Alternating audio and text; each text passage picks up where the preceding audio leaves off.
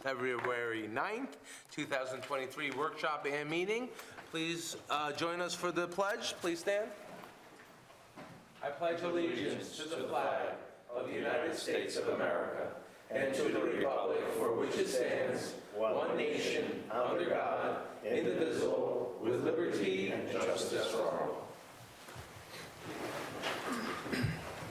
Thank you. So we're going to start with a little bit of, we have a workshop to discuss first before we go into our voting meeting. We just have 2 items to discuss. So tonight we have with us George Cronk, our Assistant Town Engineer. How are you, Mr. Cronk? Been very good tonight, Supervisor. How are you? Excellent, thank you. So Mr. Cronk's going to discuss with us some water projects and specifically about irrigation. And then we're going to go into a income survey that I want to discuss to the board about in the Old Hopewell area. So, Mr. Cronk, you're up first. Great. So, provide a small handout for the folks on the board to take a look at. There's 2 parts to it. One is a figure that's got a bunch of different blue and red and orange colors on it, and the other is just some summary notes for what I'm going to talk about a little bit.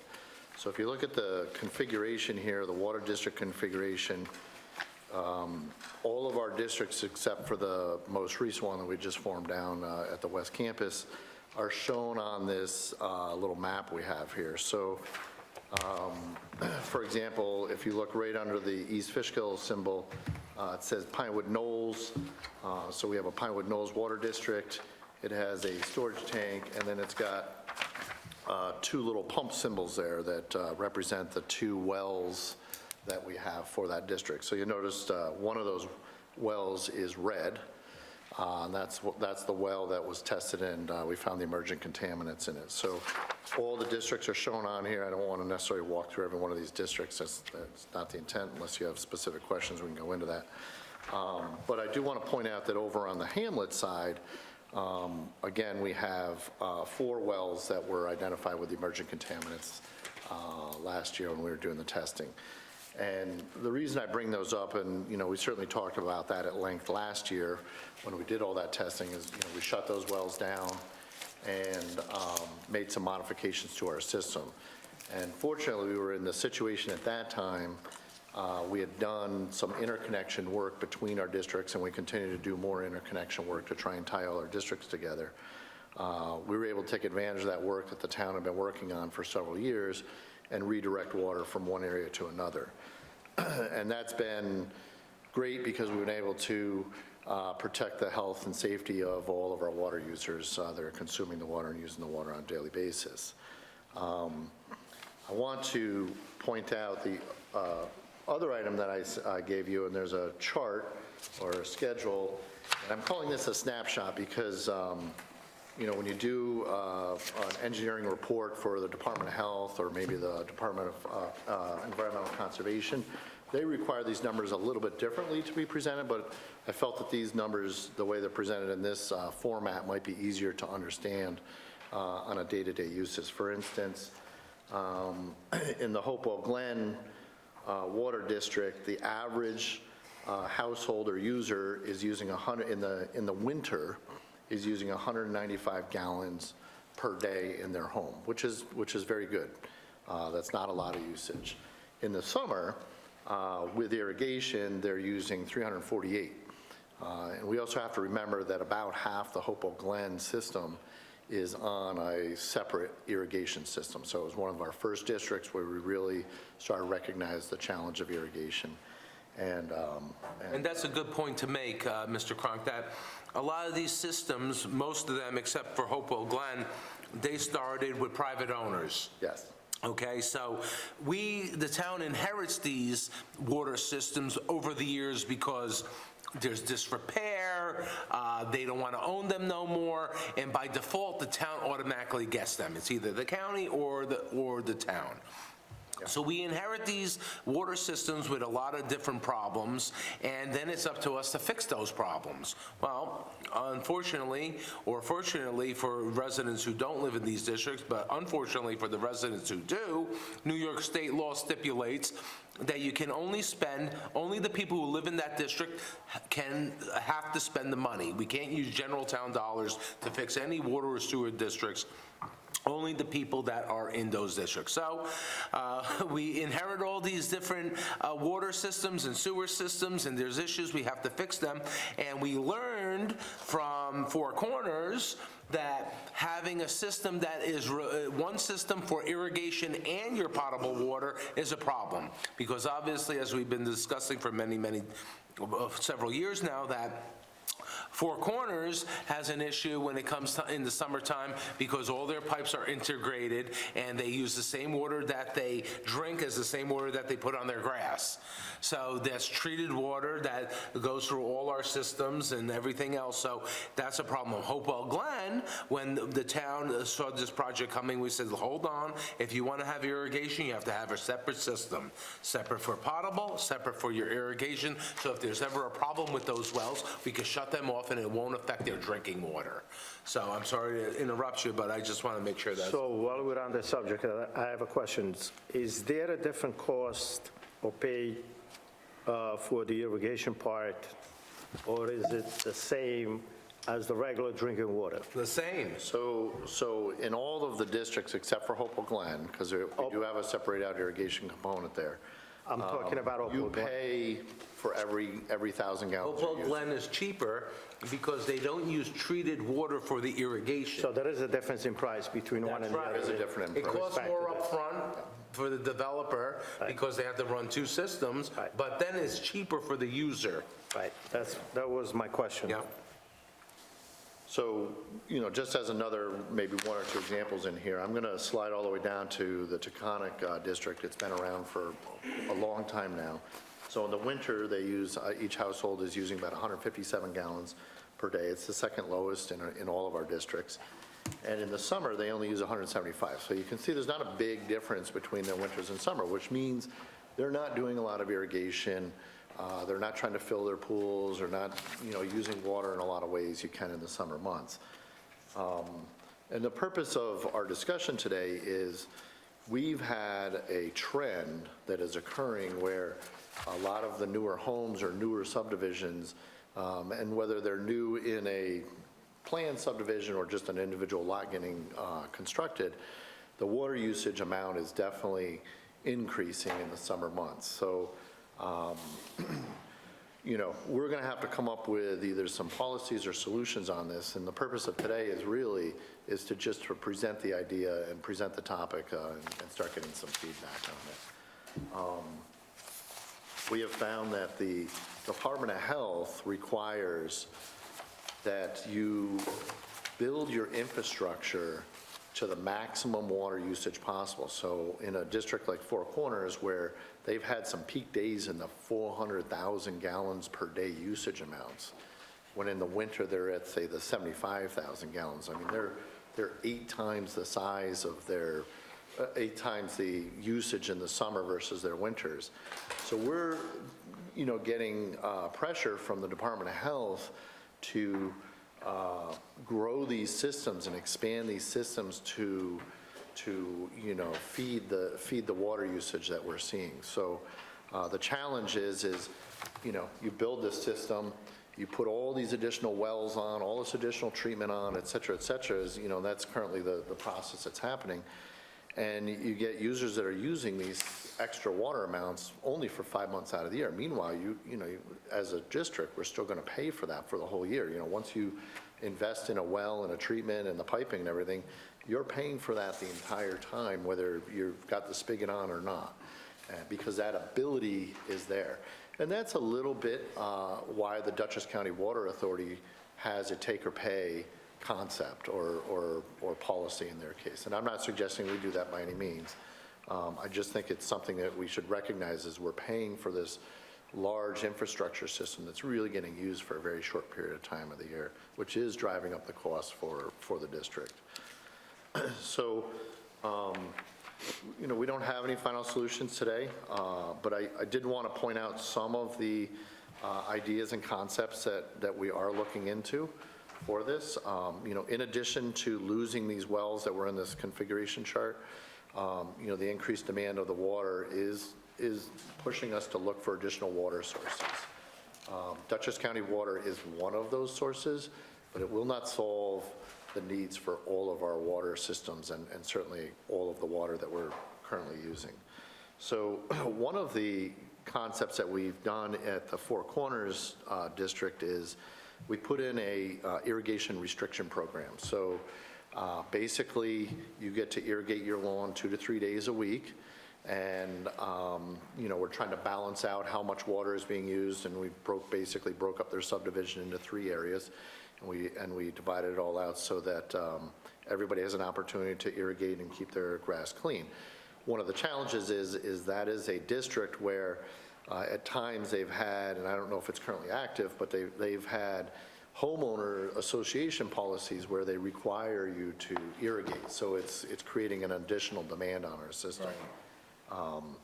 So the town several years ago did a water meter project where they were installing meters in the Fishkill Plains region, an area.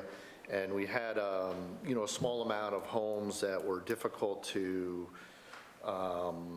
complete the meter installation. So eventually the town board passed a policy, basically it's called a non-compliance policy, so that, if you don't within a certain amount of time schedule and get your meter installed, we could, it gave the ability to the water and sewer department to apply a penalty to your account. And amazingly, as soon as everybody had a penalty, they quickly took care of scheduling getting the meter installed. So we think that's actually a fairly good approach to have.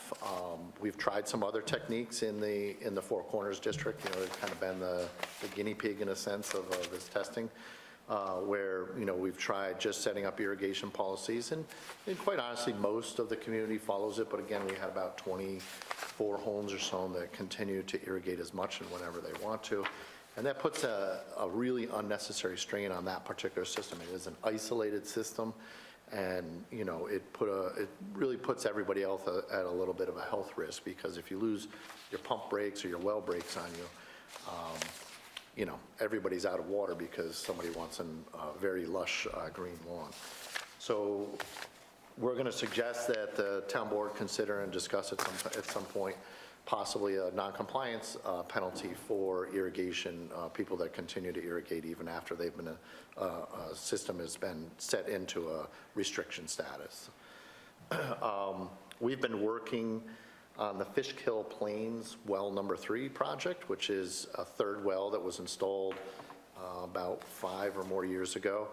And we've just about got the Department of Health signed off on allowing us to connect that well into our system. And what that will do is that'll allow us to feed more water to the Fishkill Plains, Brettview, Revere, and Hopewell West districts, which in turn takes some of the pressure off of our Hopewell Hamlet district, which that district feeds Hopewell North and, of course, Glen when needed.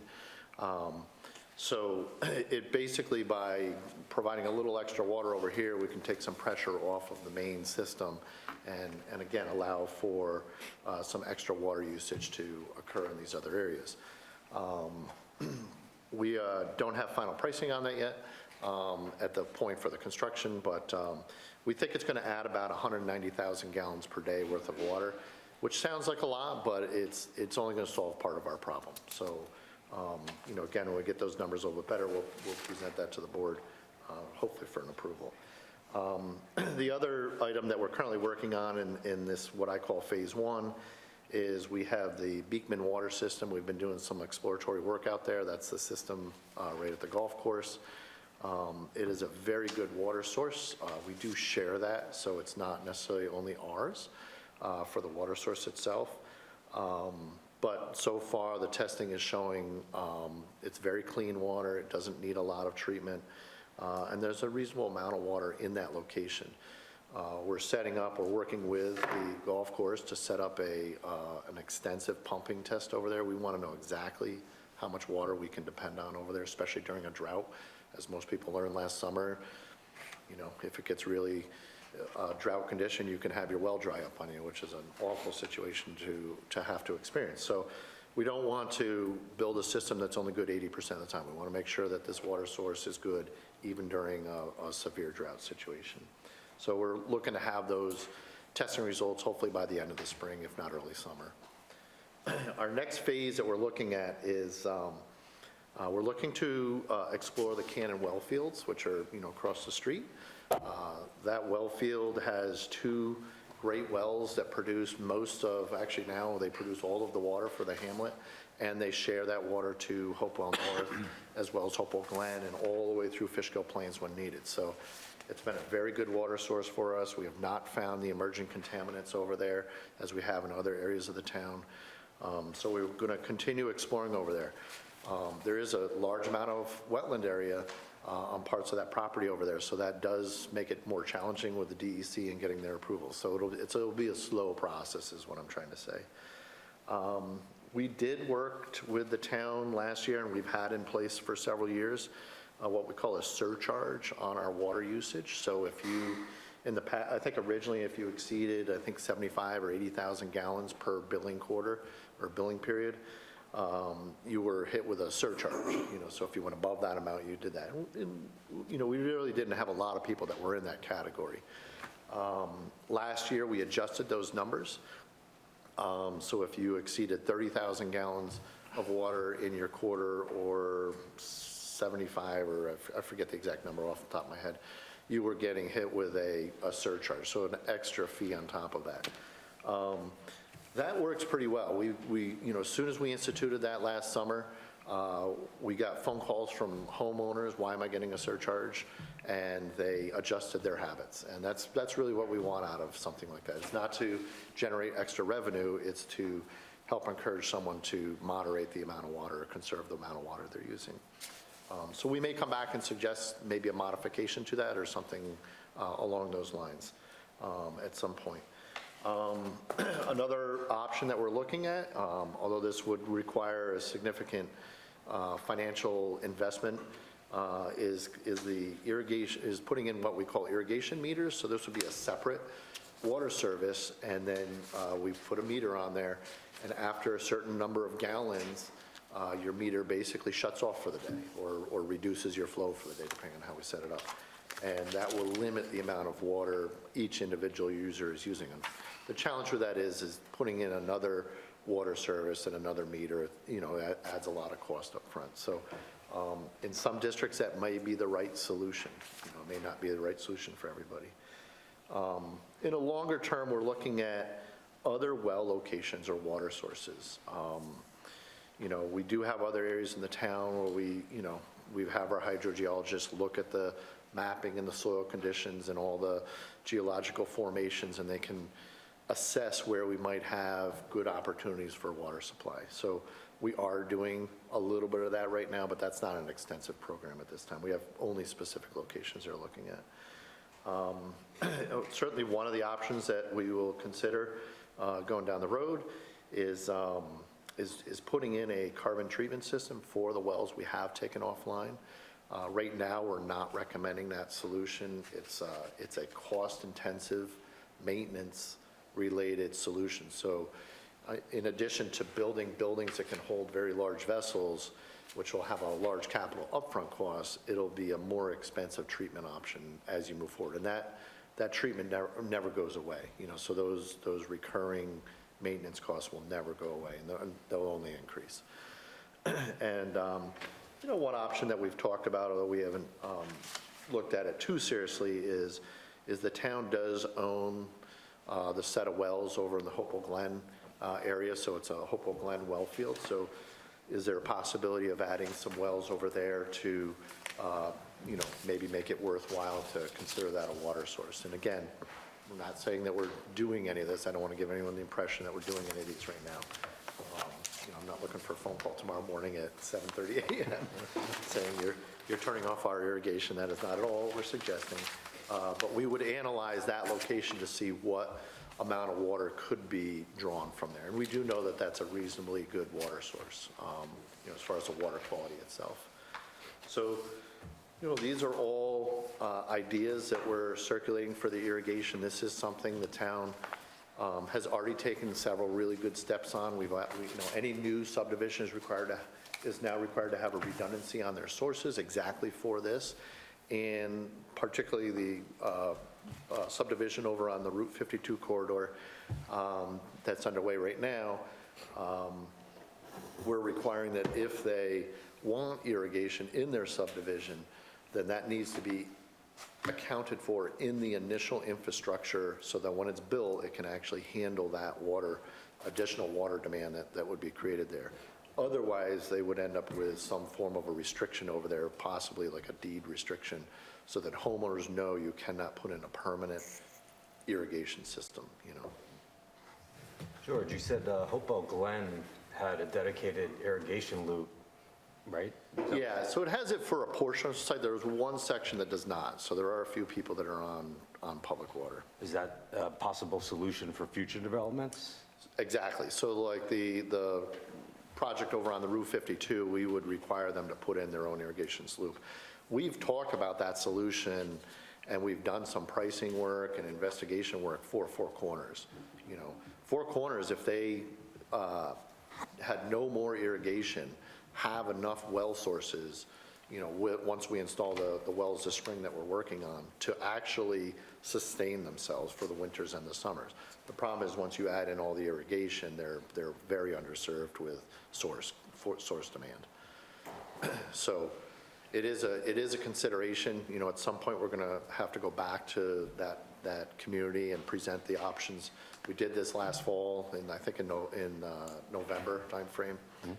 Presented them with some options and gave them some ideas of what we think the cost will be. And all of the solutions are in the $1 million ranges. This is not a $100,000 fix. It's easier to do when the development's being built, though. And A that's lot what cheaper. drives up that Lot cost right cheaper. now. Having to put piping in under roads, under sidewalks, getting into everybody's houses that are, very well landscaped for the most part, it just adds a lot of cost to the project. Thank you. Any other comments or questions?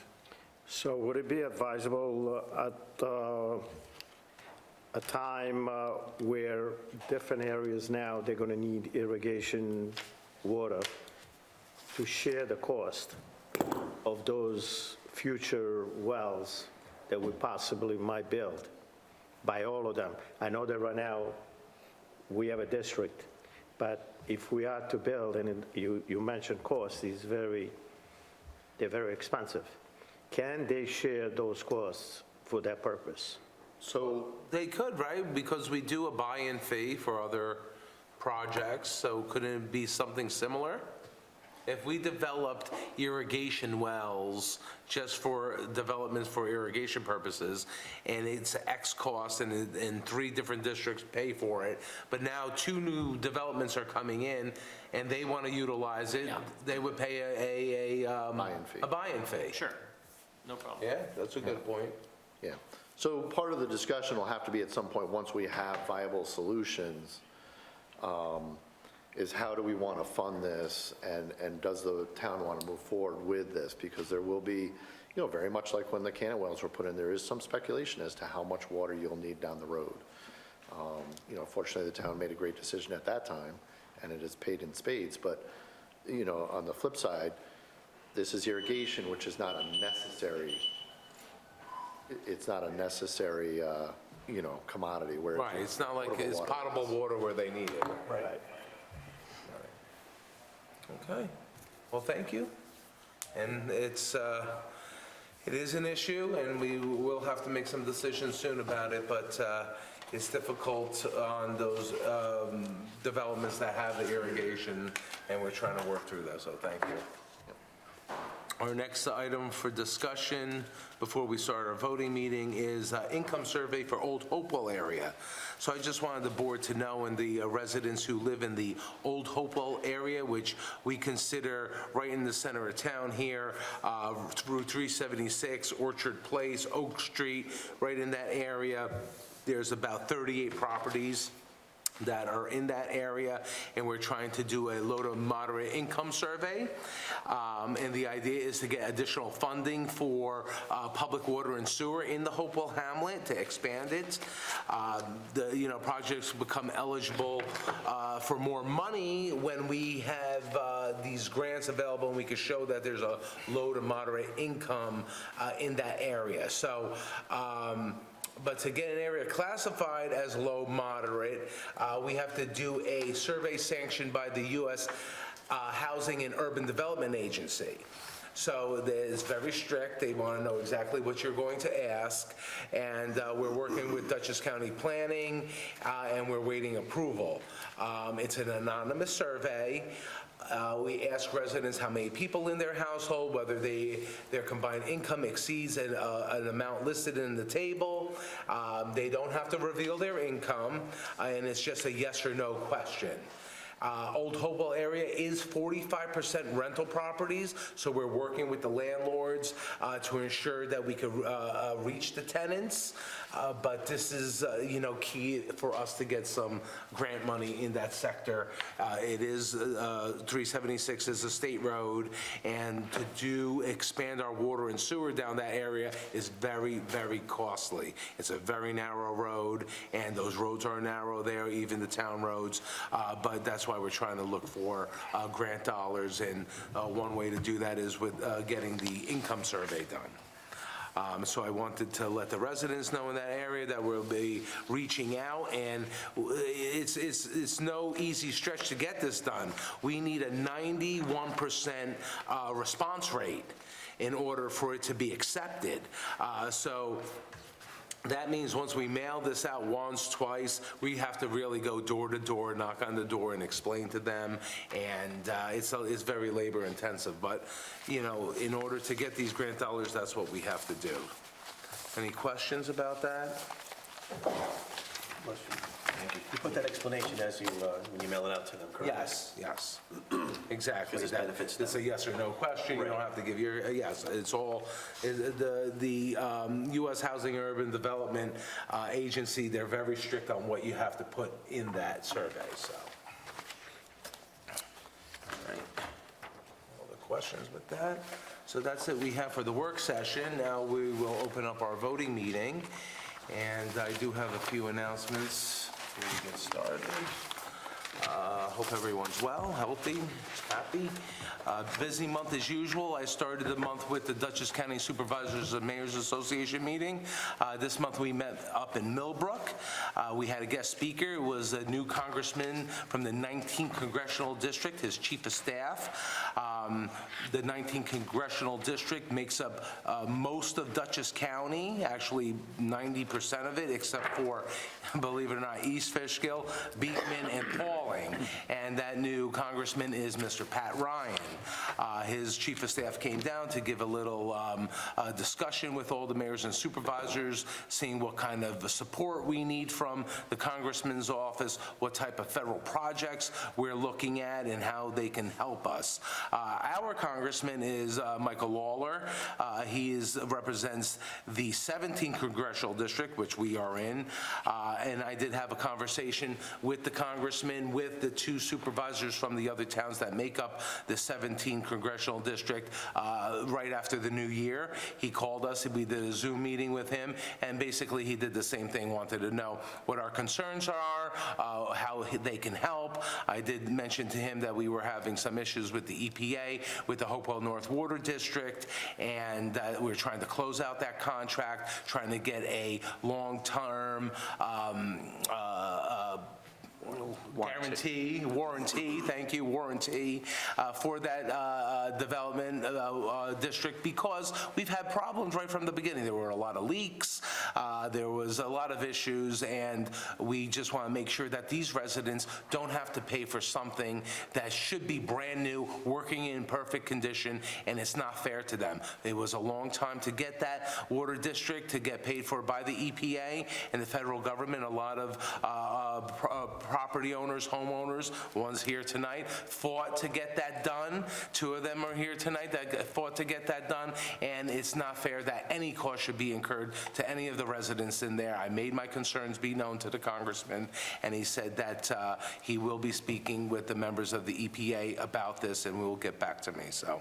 But as for our meeting up in Millbrook with the mayors and supervisors, good meeting as usual. It's a great organization.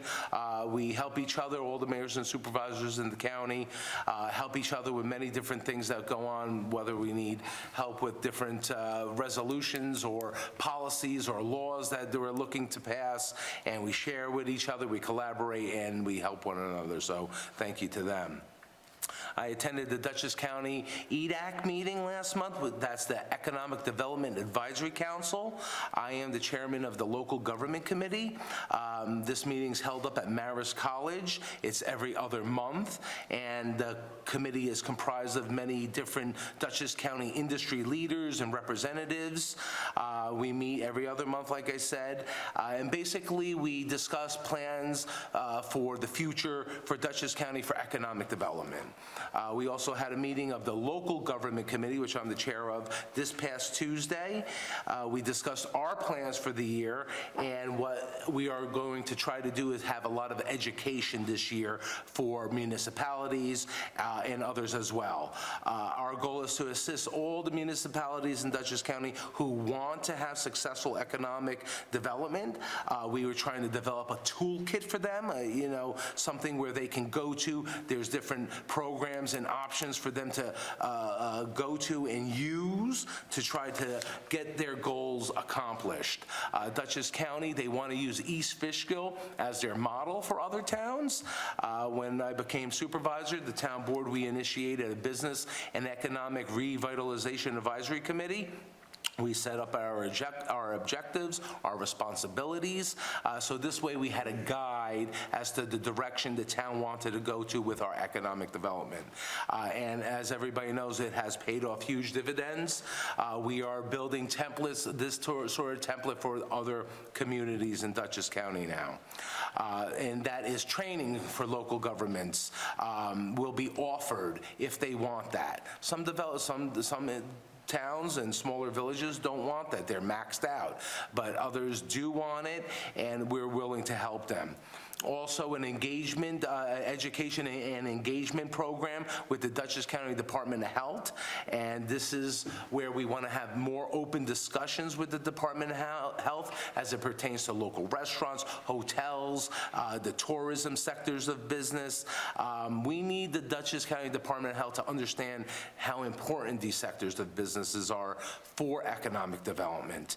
And it helps not only the communities, but the whole county as a whole. Engage with these businesses. We want them to understand how sometimes some of these businesses are struggling and they might need more assistance.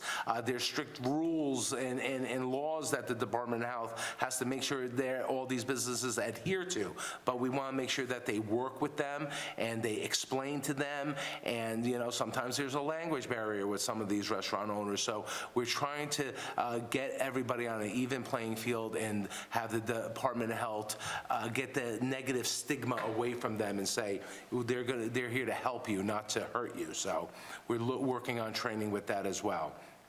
We are still working on self-certification. I've mentioned this many times.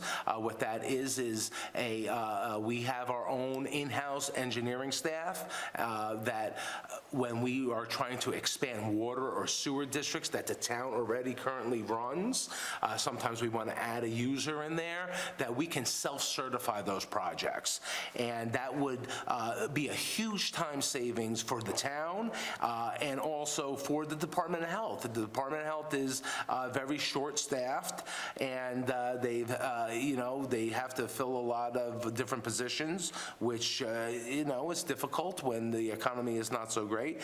But one way that we could do that is with self-certification, save some time. The county's attorney's office has some issues with this agreement.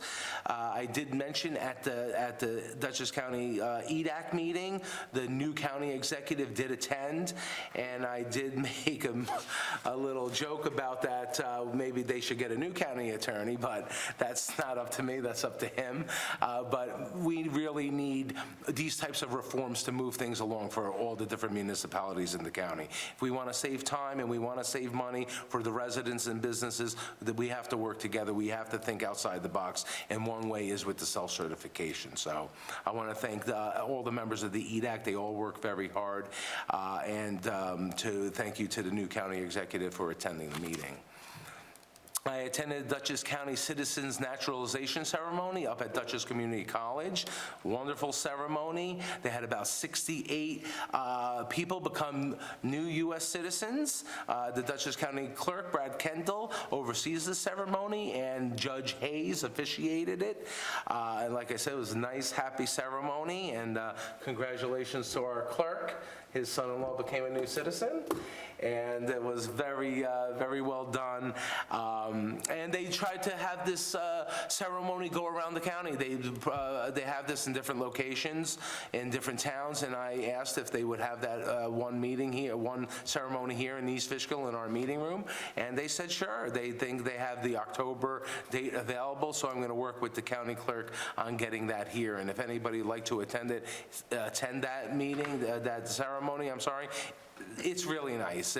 People are very happy. They work really hard, many years of work to become a citizen, and it's nice that they do this for them.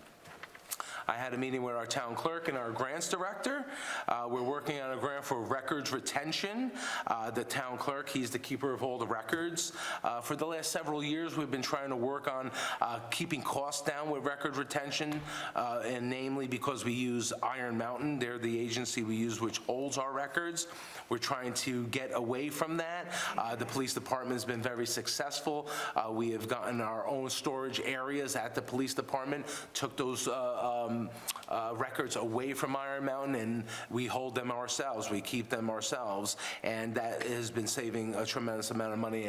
We've been trying to do that town-wide for the last several years. So we're formalizing a plan together with the town clerk and our grants director, and hopefully within the next year or so, we'll be applying for this grant that comes along once a year, and then we can start saving other costs for other departments as well. So thank you to the clerk and to our grants director. 2022 was another good year financially for the town. Our revenues exceeded expenditures for the 6th straight year, and we increase our fund balance, which is our rainy day fund, every year as well. I can't take the credit alone for this. The town board is very helpful, and all of our department heads and employees. They do a tremendous job. Our department heads look at their budgets constantly. I do nudge them. I'm a little bit of a pain to make sure that they're keeping budget, and so is the comptroller. But thank you to all our employees and our department heads for helping us be so successful with that. One item that we've been discussing at the Mayors and Supervisors Association is Airbnbs, and we're going to have a workshop about that in March, next month, and the question is to regulate or not to regulate. This has been some source of contention. East Fishkill, the past several years, we've had a few problems with Airbnbs. And the question is how we're going to regulate this, because there's many considerations we have to consider. Safety requirements, the fire code, occupancy limits, code enforcement issues, their garbage removal, the duration of the permits. There's a whole litany of issues that we have to make sure that are adhered to if we do regulate Airbnbs. It's going to be tricky. I've been discussing with many mayors and supervisors about this. Some have already passed laws, but a lot of them, they try to impose a residency requirement with those permits, and they are finding out now that that violates the Commerce Clause of the U.S. Constitution. So we will be discussing that as well next month, and the attorney will give a overview of what he believes we can and cannot do. So I just want to let everybody know we haven't forgot about that. We discussed that probably about a year ago, and we're going to have to make a move on that soon. The town assessor and I, we've been interviewing several residents who applied for the Board of Assessment Review. Tonight, we do have a resolution to appoint several residents to the board. I'd like to thank all the residents who stepped forward to put their names for volunteering on the board, and all our boards, really. You know, I always say the volunteers are the backbone of our community.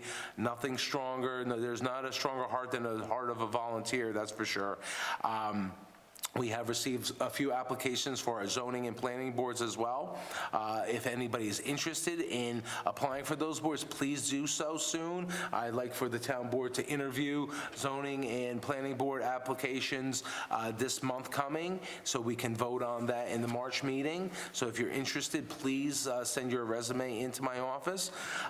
Also, like I mentioned last month, Assemblyman Bepan, which was our town councilman, his seat is vacated, and the town board, we can fill that seat. So if you're interested in serving on town board, please submit your resume to my office as well, and the town board will be having interviews for that position also, so thank you. I had a meeting here at the town hall with the town attorney and our police chief and Lieutenant Kachia with Mental Health America of Dutchess County. We were discussing their ECHO program. This is a program where we work together and help individuals suffering with mental illness. They provide us with a behavioral health specialist who works hand in hand with our police department. They gave us a great understanding of what they do and how the program works. They currently have specialists in Beacon, Chief, City of Poughkeepsie, Town of Hyde Park, and Town of Poughkeepsie? Or not Town of Poughkeepsie, Not Town of Poughkeepsie, but all the rest? and all the heads of the department loved them. Gotcha. And we did include dollars in our budget, our police budget, for this position last year, for this year. And we're currently looking to see if we could do a shared service possibly with the town of Fishkill. I will be having a meeting with the supervisor of Fishkill in the next few weeks to discuss this. Our police chief did have a discussion with the chief of police in Fishkill, and it went very well, so that's wonderful. And this would be a wonderful addition to the department. It would help free up some time for our officers when they go on these calls, and the real mental health professional would take over once the call is deemed safe by our police officers. So it would be a win-win for everybody, and they do a lot more than that. The chief today was telling me about all the different other departments and things that they get involved in Mental Health America, so that could help us as well. And I'll keep everybody posted about this once we get going. The last thing I'd like to mention is for our seniors, in the mail, perhaps you've received a card from Dutchess County that says about your senior exemption, to check on your senior exemptions. And this is a reminder, it's a mandate from New York State that is going to require us to send out a reminder notice every year for the seniors to make sure that you come in and make sure you're getting the full amount of exemption possible that you qualify for. And it's a good thing, because those exemptions are going up. We are actually having a public hearing next month to increase our exemption for seniors and volunteer firefighters to the maximum level that the state just increased. So our procedure is we have to have a public hearing for that. So please look out for those cards. Please come and speak to our assessor so you make sure that you're getting the largest possible exemption possible, because you deserve it. You've been paying taxes a long time. Okay, and with that, Town Clerk, would you call the roll? Councilman Franco? Present. Councilman Marinero? Present. Councilman Arco? Present. Supervisor D'Alessandro? Present. Thank you, Clerk. No public hearings tonight. Minutes. Has everybody received the January 19, 2023 minutes? Clerk, were there any changes, alterations? No. Anything? No? Do I have a motion to approve the January 19, 2023 minutes? So moved. Do I have a second? Second. All in favor, say aye. Aye. Opposed? Minutes approved, thank you. No additions to the agenda. Courtesy of the floor. Anybody wish to speak on any general town issues, on any resolutions tonight, please come forward. Just say your name, and if you're a town resident, please. Hi, Deborah Hall. I am a town resident. How are you, Ms. Hall? Ann Cover, town Can I- resident. Ms. Culver, how are you? I talk by myself. She's going to talk alone, but I'm with Yeah. her. It's a shared thing. Yeah, Sure. How are you both? I'm fine. A little annoyed, so that's why I'm here. Last month, we talked about the vapor barriers. Yes, ma'am. And I'm wondering if anything changed on the town code, that just the barrier would be allowed? If you remember last month, the town engineer wasn't present, and I indicated it was just a barrier, and that was incorrect. There is a guideline from the EPA, it's about 30, 40-page booklet, and those are the types of systems that will be required. So it could be a barrier, the radon, George could speak to it better than It's I. called a vapor intrusion system or an active vapor intrusion system. And it's very similar to if you've ever built a home or had a home with a radon system. Those are called passive systems. This will be very similar to that, except there will be a small fan or vent on it that will circulate the air. And that's for new That construction? is for new construction. Because it's actually cheaper to do that for new construction than to put the barrier down. So it's better for the builder. So I don't, it's not a barrier, it's not like a membrane being put down under a home, because that would just cause mold and other issues in the house doing like that. So now I don't have to say what I have to say. I'm glad that was, You're glad we were incorrect last month? I'm glad you were incorrect, because I was, it makes no difference to me whether the systems get put in or not, because my home is protected. What I care about are Is the the new new construction, people. yes, understood. Just a few months ago, another study about TCE came out that it makes the placenta, when a woman is pregnant, thin, and it causes miscarriages. And that's just one thing that it does among many. And because we know of the issue, we need to protect the residents. Too many, or all, of my new neighbors that have systems on their homes are never told about a Superfund site. Never. I haven't met one family that said, oh yeah, we were told. It's not on the deed. It's, That don't have to be on the deed? No. Tom? Really? it's not on the deed, and you don't even have to tell the person that Sure, I'm sure the It's realtors don't Superfund's- want to say that, right? nobody Think about it. tells. Nobody tells. And a lot of times, like just last month, I spoke to my new neighbors, and they were like, what? We were told it was for radon and that it's not an issue. Right. They had no idea about the Superfund site, and I'm like, I'm not surprised. Every single family, I would say 10 families, none were told.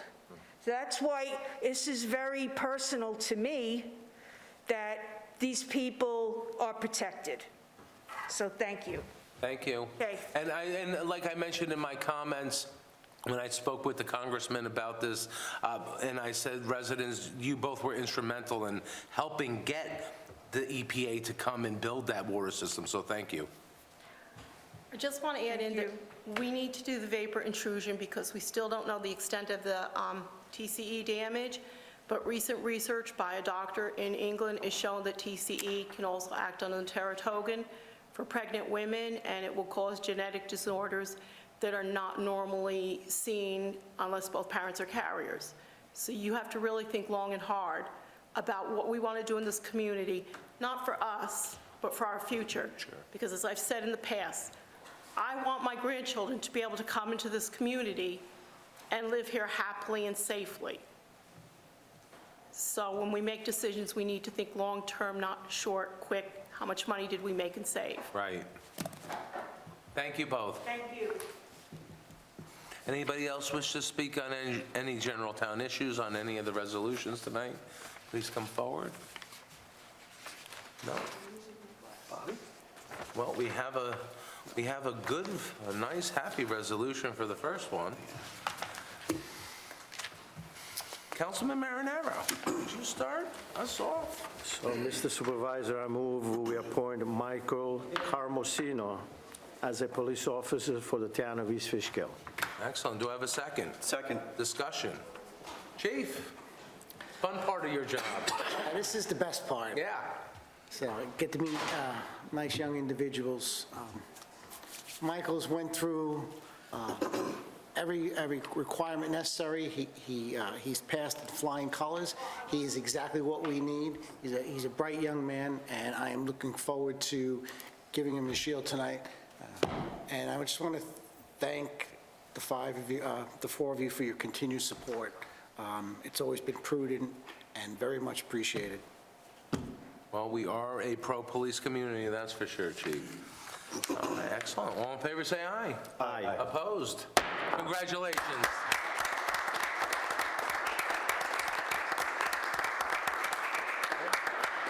Issue the badge, Chief? Mom and Dad might want to get some pictures of this.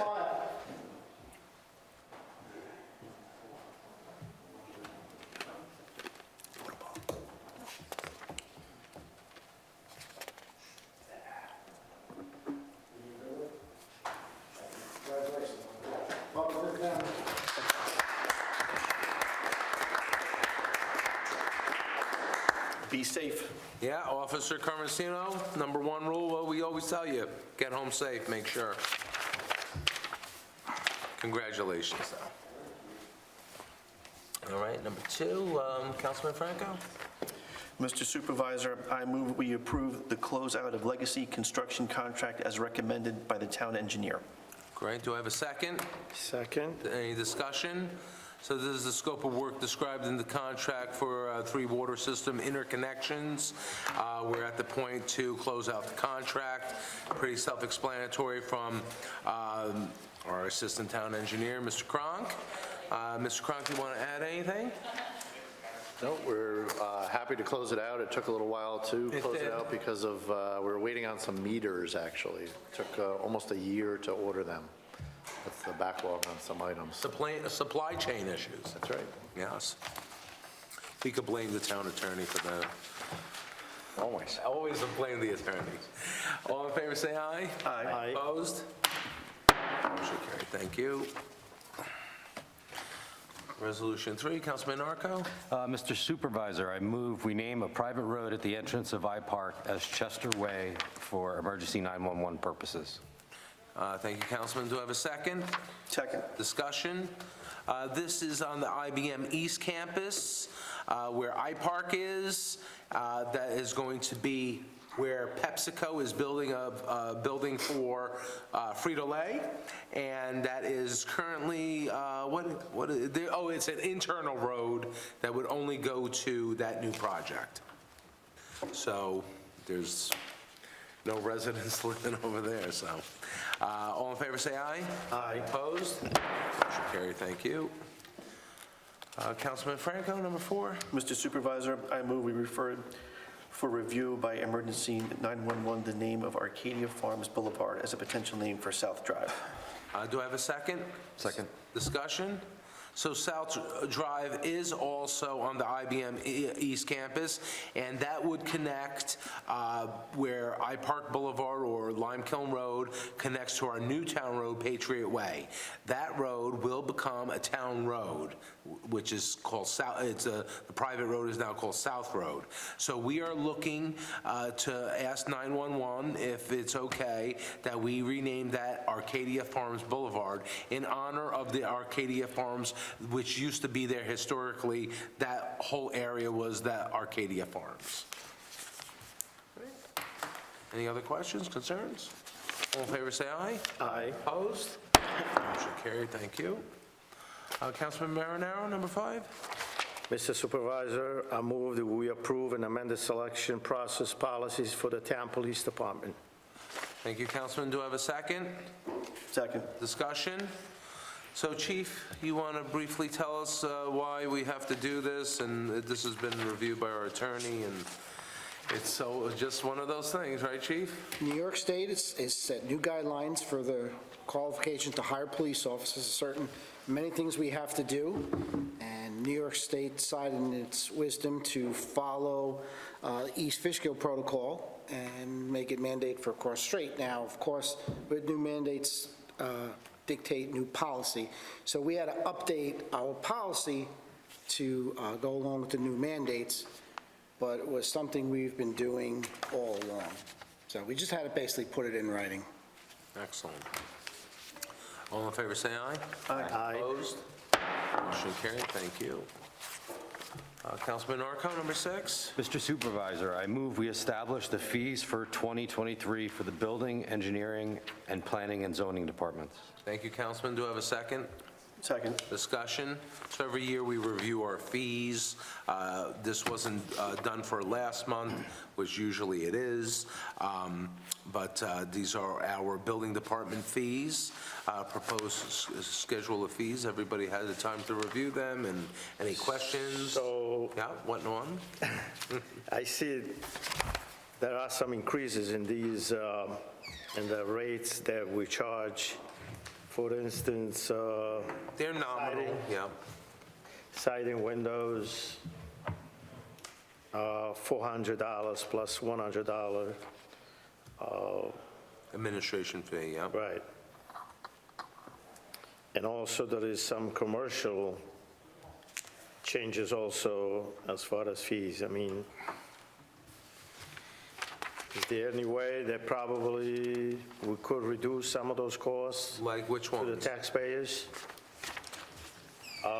Well, for instance, the first one, the door, siding, and windows. When we do these increased changes in fees,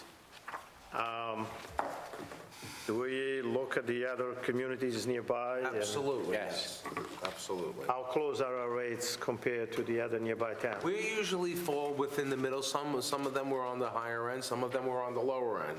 So we try to stay in between. And yes, we try to keep the fees lower for the residents, of course. I'm not saying that we want to hammer our businesses, but businesses are there for profit. Our residents are not living there for profit. And especially the seniors, we want to make sure that, if they want to do any sort of renovations, we don't want to hammer them as well. But we are basically in the middle. We do work with Z3 Consultants, which we hire them occasionally for building department inspections, and they also do these reviews for fees throughout the county. They work in the town of Beekman, Unionville, many municipalities they work with, and they review these countywide, so that's what we... So for instance, the electric fees, right? We have $500 administration fee. I think when the inspection for those electric inspections are not done by our inspectors. Correct. They're done by secondary people, which Correct. whoever does the work usually pays for those Correct. fees. Correct. So why But do we have to charge under the New York State Building Code, it requires a building permit to do any electrical work on a building. Right. And so therefore, a building permit has to be issued. It then is closed out once a certificate from the electrical inspector is presented to the town. I understand that, Tom, but $500, I mean, what is This the is for in- administration portion of that? This is for industrial.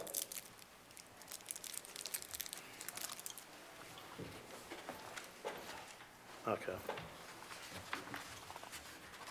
So that does not, That one's okay. It's probably not enough. Probably not enough. I mean, the only reason I bring this up is that in the past, there are people that reach out and say that we should address the fees that we're charging. So, I mean, So we think about it, it's a double-edged sword, right?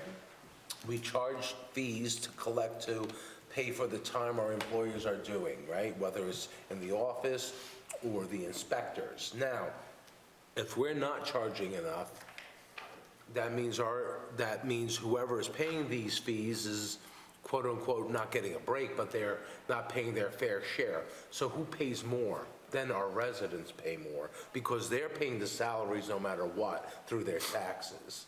So when the more money we collect through here, not saying that we should, hit them so hard, but we got to collect the appropriate amount, or it costs our residents more. I'm just trying to just say if we could be reasonable. That's why we You try to know. get a general consensus of other towns. It's like I said, it's a double-edged sword. Either our residents are going to pay more, and some residents don't even do anything to their homes, right? And then they have to pay more for our employees to do the work when businesses are there for profit. And of course, we support our business community. We don't want to hurt them at all. But they understand that there's fees included with those. I mean, everybody that is building these days knows the cost of goods and how expensive things are. I Right. just don't want to add more to that. Well, and if you look at this, you probably would agree, and you see the largest increases were for our industrial fees, which, Quick question, Mr. Supervisor. Yes. So on the just fire alarm permit fee, you got $300 to $500. Does that include the actual cost to inspect that alarm at the end of the day? Yes. yes, So a lot of municipals actually charge per hour on top of that fee for the inspector to go out and actually inspect it and sign it off. wow. So if we're spending, they're paying $500 and we're going to spend, 2 days on an inspection, especially with some of the warehouses going in, the residents are paying for that labor indirectly. Right, indirectly. I So hear these you. fees are not, they're pretty much in line with what I've seen. Oh, in your business, you see a lot of fees, Yeah. right? Yeah. So there is one slight correction I'd like to make on this. In the residential fees schedule, we have oil tank installation removal. We'd like to change that language to be underground storage tank. Okay, so can you repeat that again for the town board? Sure. About halfway through the packet, there's a sheet with the green lines. That's the residential fee section. In the current set of fees, it's called the oil tank installation removal. It's about 3/4 of the way down the page. Yep, well, it's over here. Yep. So instead of saying oil tank installation removal, just say underground Storage tank. storage tank. So that'll cover things like propane tanks as well, without having to define every type of tank that comes along. Gotcha.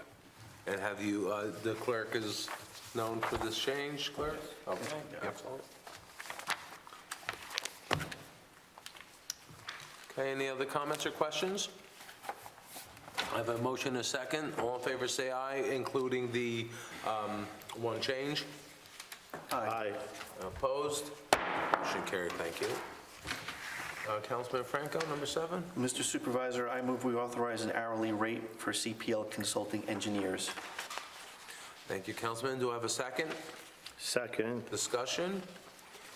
So this comes about, I don't think CPL has asked to increase their rates in several years. Correct. I don't want to pay them anymore, but. But engineers are hard to come by. That is very true. Yeah. It's very hard to get an engineering service to do work timely. When I go to the Mayors and Supervisors Association, they are astounded at the speed we do things, and I say, I have in-house engineering staff. If we didn't, and by the way, that saved our town a tremendous amount of money. I tell all the mayors and supervisors that if they have a medium to large town, definitely go with an in-house engineer. We saved, I believe, over $500,000 when we did the change, right? Yeah, I don't know the number off. Yeah. But it was hundreds of thousands of dollars, Hundreds of for sure. thousands. Yeah. All right, any comments or questions about the rate change for the consulting engineer? All in favor, say aye. Aye. Opposed? Motion carried, thank you. What's that, 7? Councilman Arco, number 8. Mr. Supervisor, I move we adopt the bonding authorization for the Carroll Drive Bridge replacement for $4.5 million. Thank you, Councilman. Do I have a second? Second. Discussion. So it's been a long time coming, and unfortunately, because of the long time coming, this price tag has really gone up. When I saw the final amount, I couldn't believe it. I think when we started this project, we were around 3 million, maybe 3.2. I think that was the number I remember. It wasn't even less than that at one time. Maybe. Yeah. Maybe, so now we're going to do a bonding resolution for 4.5 million, which that wasn't the cost of the project. I believe it was like 4.2. It's a little under this. This is to provide a, But this is like a line of credit because we Right. do have the grant coming in. Use what we need. Correct. And then we're going to get the dollars back for the, Right. from the Department of Transportation. Right, we get over 3 million back. Right. Yeah. And then the rest we bond. But the way the state works is the town has to front the money, pay the contractor, and then the state will reimburse us. So the only way we can come up with that money is with a bonding resolution. It sets the up. entire amount, It's like gotcha. a home equity loan at the beginning, as you can Gotcha. take the money and pay it back.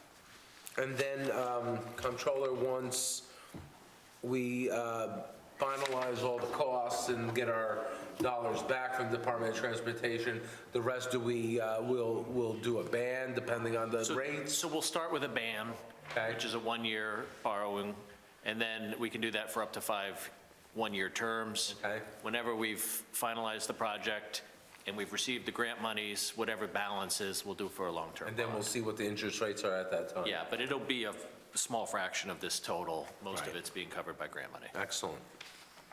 All right. Any comments or questions? All in favor, say aye. Aye. I'm just Opposed? going to abstain from voting on this. One abstention, Mr. Clerk? Approved, thank you. Number 9, Councilman Marinaro? Mr. Supervisor, I move we appoint Eric Pugliese and Daniel Schmidt as Red Wing Park summer directors. Thank you, Councilman. Do I have a second? Second. Discussion. So we're at that time. That's right, summer's around the corner. That's it. Hire our summer Red Wing Park directors, Mr. Schmidt and Pugliese. They have been interviewed, correct? Have you spoken with the rec director about them? I have. Yeah, all good, all set? Yep. All right. All in favor, say aye. Aye. Opposed? Motion carried, thank you. Okay, number 10, Councilman Franco. Mr. Supervisor, I move we authorize a one-year license agreement with East Fishkill Rotary for a clothing drop-off box. Thank you, Councilman. Do I have a second? Second. Discussion. So this came about, Bill Green comes marching in or running in, as everybody knows, yelling and screaming about this Rotary wants us to put one of those clothing bins that you see around at the community center. Bless you. And I says, no way, those are a disaster. There's garbage all over the place. Nobody maintains them, forget it. So then he spoke with the Rotary, and the Rotary said, listen, we're going to make sure that this is going to be policed, okay? Make sure that any garbage or anything is going to be taken care of. So I says, well, what kind of guarantees can we have? Because it's a disaster everywhere. And the town attorney says, no problem, we'll do a 1-year license agreement, and we could get out of it at any There's time. a cancellation provision. And we could cancel it at any time, so it's all in there. Any comments or questions? So if we have any issues, we call Bill Green to go and clean up? Exactly. That's right. That's right, Councilman. All in favor, say aye. Aye. Opposed? Motion carried, thank you. Number 11, Councilman Arco? Mr. Supervisor, I move we authorize the supervisor to sign an agreement for a joint ethics board with the town of Beacon and Village of Pauling. Excellent. Do I have a second? Second. Discussion. So as I mentioned last month, I've been meeting with several other municipalities about doing a joint ethics board. We did have 5 towns. 2 of the towns have dropped out since they really couldn't get it together. There was a time constraint with some of the other municipalities, and we are going to enter into agreement with the town of Beekman and the village of Pauling. Not the town, the village. And basically, next month, I will put forward the change of our rules and protocols for the ethics board for the town board to approve. And then we will vote after that on who we want to sit on that joint ethics board as well. But it makes things very an even playing field, let's say, because we only get 1 member, and the other towns get a member each as well, and this way that nobody could say that it's unfair. So under a resolution, you have also the town of Dover, we have to amend that, right? Yeah, that shouldn't be there. Towns of Beekman. Yeah, clerk, this was the old resolution, that's why. He had a change, but this wasn't in the packet. Clerk, you had the new resolution? Hold on. Oh, she probably didn't. She didn't take this one out. Okay. But the new resolution does clearly say intermunicipal agreement with towns of Beekman and Village of Pauling, period. Okay. Okay? Yep. 11. All right. All in favor, say aye. Aye. Opposed? Motion carried, thank you. Number 12, Councilman Marinaro. Mr. Supervisor, I move we reject the bids received for the LED message board. Thank you, Councilman. Do I have a second? Second. Discussion. So we were looking to do LED message boards for the front of Town Hall and by the entrance to the rec department at the rec field here, the big rec field. And we put out a bid, and the prices were crazy. We gotta do another bid. I don't know how we're gonna get it cheaper, but I knew we should have done this 2 years ago. Bill Green's been screaming about it for years. And I hate to say it, but Bill Green was right. I you should have done it 2 years Through ago. those doors any minute. Yes. So we'll reject these bids and we'll do another bid for another project. All in favor, say aye. Aye. Opposed? Motion carried, thank you. Okay, number 13, Councilman Franco. Mr. Supervisor, I move we authorize the rec director to attend the 2023 training program. Thank you, Councilman. Do I have a second? Second. Okay, any discussion? So Christine Selbach has found this training conference. It's here in the packet, the April 23rd to the 25th in Monticello. And I told her she can't have any fun. She has to do all the work there.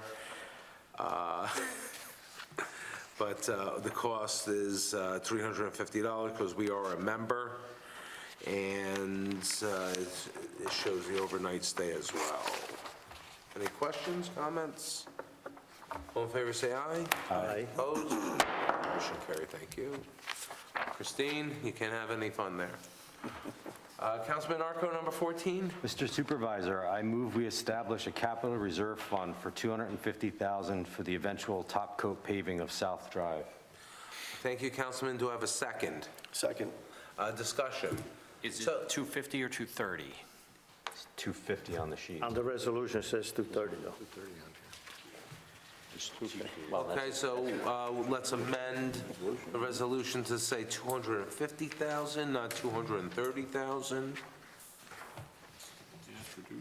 And so this is South Drive, which we just put a resolution forward to change the name of.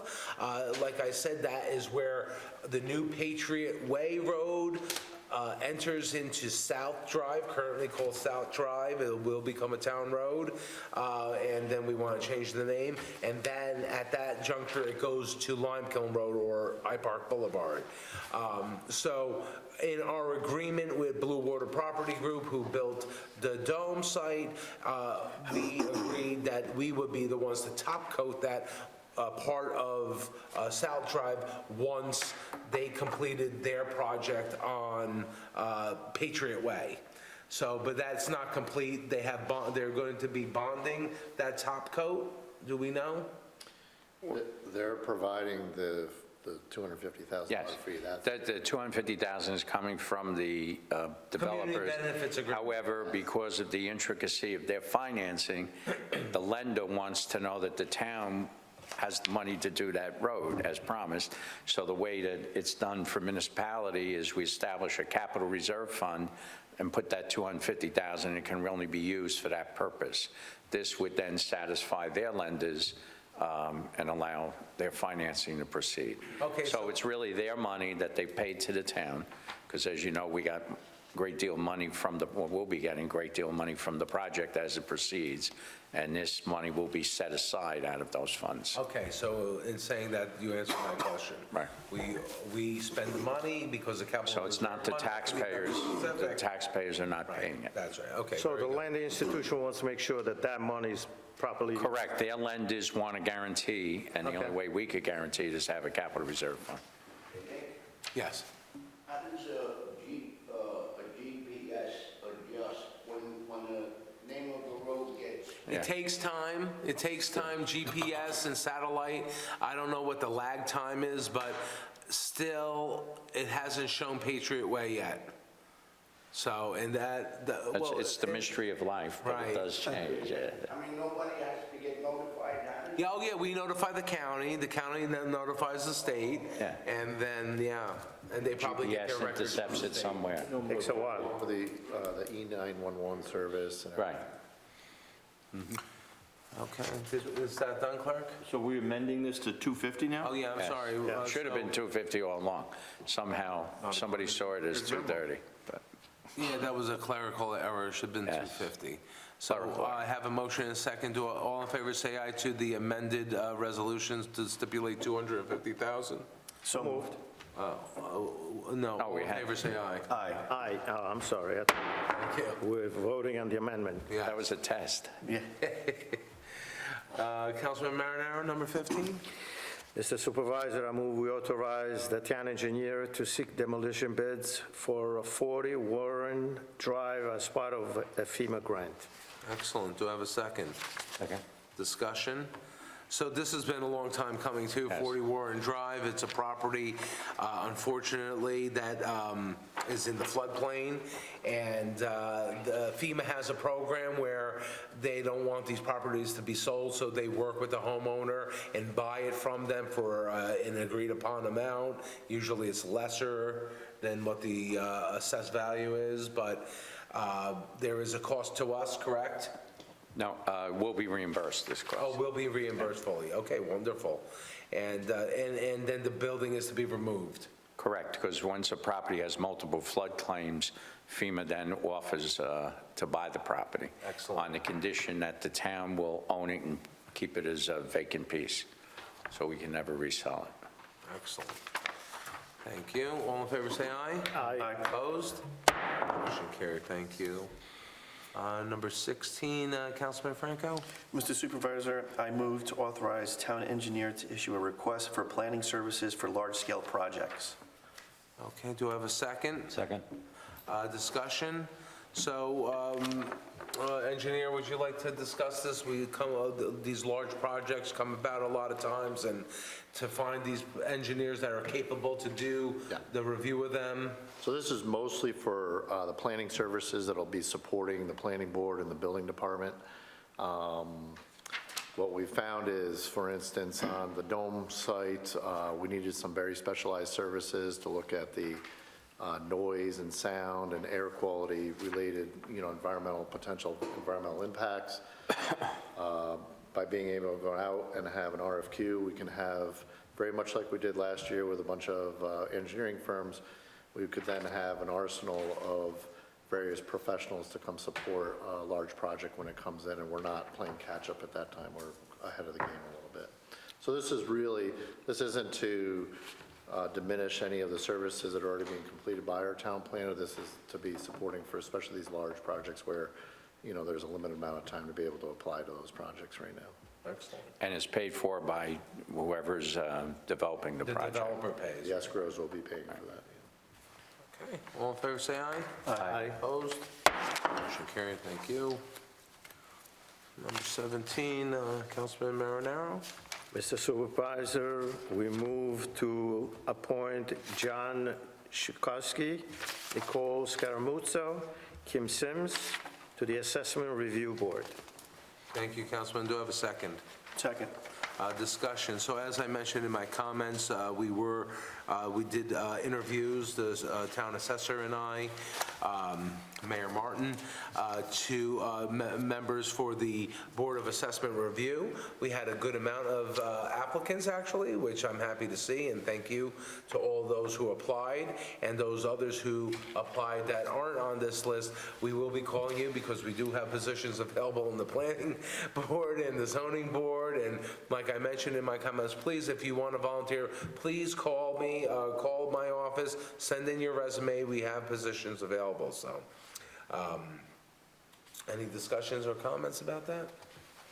All in favor, say aye. Aye. Opposed? Motion carried, thank you. Okay, we do have a budget transfer tonight. Everybody had a chance to review what the comptroller sent.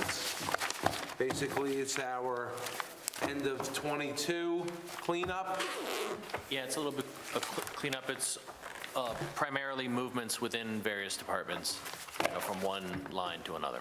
Right. And like I mentioned in the comments, it was a very good year, '22 for us. We stay within budget. Our revenues exceeded our expenditures. We'll be putting more money in our fund balance, which is our savings account for the town. And any questions for the comptroller on any of these budget transfers? No? All in favor, say aye. I'm sorry, do I have a motion to accept the budget transfer? So moved. Do I have a second? Second. All in favor, say aye. Aye. Opposed? Budget transfer adopted, thank you. Okay, comments now. Chief, how are you? Did you Good. stay awake throughout this one, Chief? Constantly reading and reviewing. Those eyes are not closed, they're open. All right, excellent. What do you got, Chief? Thank you again for the new hire, for helping to expand my department. It's greatly needed. We are operating at full capacity, so that is a huge help.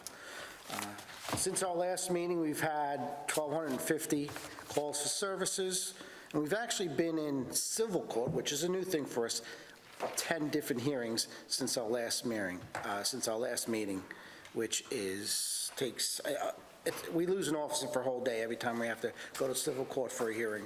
So we've done 10 of them in the last 3 weeks. As far as arrests, for the year, we're at 35. We're averaging one a day, but the three I'd like to point out is last year we had an incident on Lime Kiln Road where the individuals were drag racing. It is a problem in Dutchess County and Orange County where these groups will hang out, decide where to meet and race. Lime Kiln Road has been a target on occasions. As you know, a young man was hit by a car, severely injured. We work with the district attorney's office to bring appropriate charges and identify all the players involved. So this week, we brought that to a close, and we arrested not only the 2 drivers, but the starter also, who's actually 44 years old, hanging out with young individuals doing this, and as a result, some young kid severely injured. So that was finally brought to a close. I know we've mentioned that before, but if you participate in any way in a drag race, we will use every resource we can to bring this to a positive conclusion, because it puts a lot of people's lives at risk, and the speeds that they travel puts my officers at risk. So I will do everything I can to bring those to a positive, legitimate conclusion. Moving on, we did 2 search warrants, recovered some illegal drugs, some illegal handguns. Also, since our last meeting, we've done a lot of training So last year, one of our new officers was identified as a good candidate for a firearms instructor. And he went to the FBI Academy, did very well. So the next phase in that would be to make him an armorer for the duty weapons we carry. So he is now an armorer for the manufacturers of the weapons we carry, so which means he can repair them, inspect them, and deep clean them. So we've also done some, we've had 3 of our top DWI we've had our 3 top DWI producers attend an advanced DWI investigation course. Because they've been doing so well, and there's still a lot of drunk driving out there. So they attended an all-day course. We've done some social media training. We've had our speed enforcement equipment and our DWI enforcement equipment sent up to DCJS. That was inspected, certified, and calibrated. I know we mentioned quickly the new policy. That was part of a hiring compliance application that myself and Lieutenant Cuccia put a lot of time in. So that was completed, submitted to New York State Division of Criminal Justice Services, and they approved our application, meaning we were in full compliance in hiring all our new officers. Again, that is new law for New York State. We also completed the United States Department of Justice census that they're requiring us to do. We completed our juvenile detention report to New York State Commission of Corrections, and because of our remodeling that we did last year and the year prior, we no longer qualified to do that. So, but a little bit of an effort, one less thing for us to do. I confirm we got back $1,561 from the comptroller for regards to a body armor federal grant. And you covered the meeting with mental health. The policy we covered. As far as projects we're working on our New World Public Safety software, which merges us with the Sheriff's Office, Sheriff's Office, the Town of Poughkeepsie, City of Poughkeepsie, Town of Hyde Park, and it's a shared services. It connects us directly to 911. So that project is moving forward very nicely. We're working on a body-worn cameras project, which the supervisor mentioned. We are continuing to update our policies, and the latest project we're working on is a threat assessment group. So many of the agencies in the county get together on a regular basis to identify possible threats, mass harm threats, or individuals in need of services.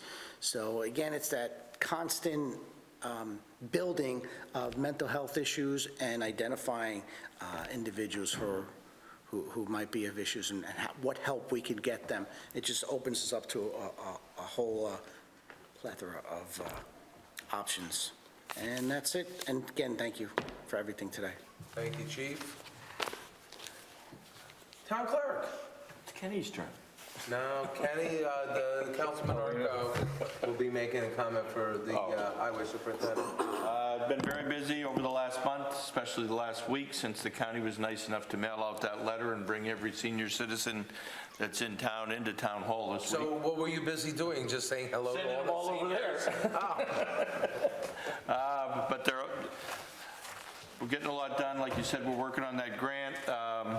Hopefully, we'll have a meeting in the next 2 weeks with some people that'll really be able to help us on it and save some money and keep that guy down there at the end happy. Got to stay awake first. Councilman Arco. So I'll do mine first. So I'm 40 days into my term.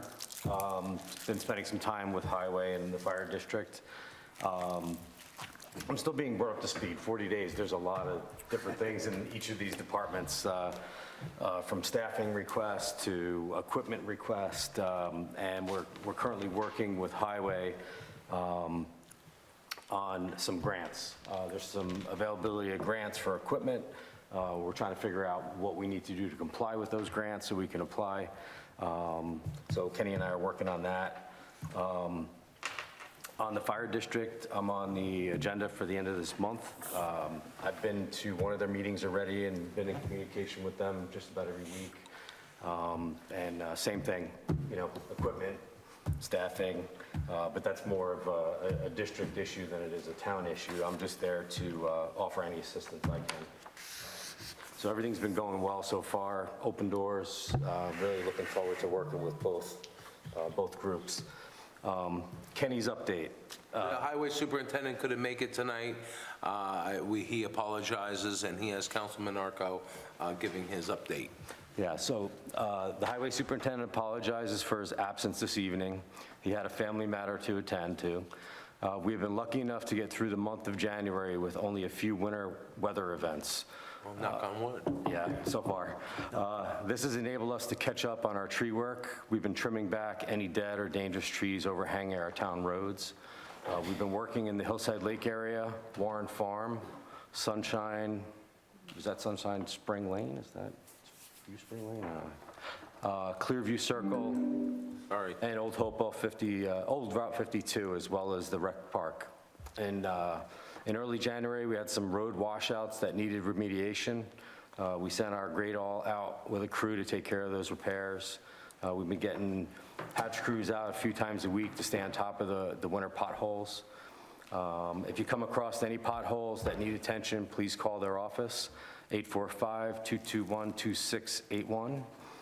With the weather working in our favor, we've been able to work on several pipe replacements and catch basin repairs on Rainbow Crest, Bradley Drive, Carroll Drive, Adam Court, Blueberry Lane, Creekside Road, Phillips Road, Friendly Way, Presidential Way, and East Hook Road, quite a bit.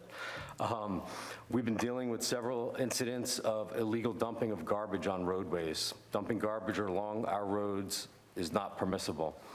We would like our residents to be aware that we do monitor areas for those who are dumping garbage. Please dispose of your garbage properly and keep East Fishkill a great and clean place to live. Thank you, Councilman.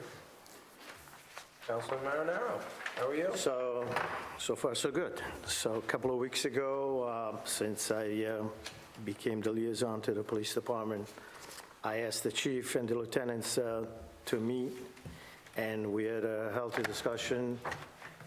We went over the state of the department, their needs, what spending costs because of the mandates. We exchanged ideas on going forward, how we could possibly address the state mandates coming down, and there's going to be probably a lot more, and how do we pay for it? Pay for it, right? It is a problem, it's a new problem, and we all know that, so this is probably a discussion that we're going to be having from now on whenever we can, because it is important to address costs and whatever we can to save some money for our taxpayers, while at the same time as we deliver the service. So far, so good. Congratulations on the new hire tonight. Thank you.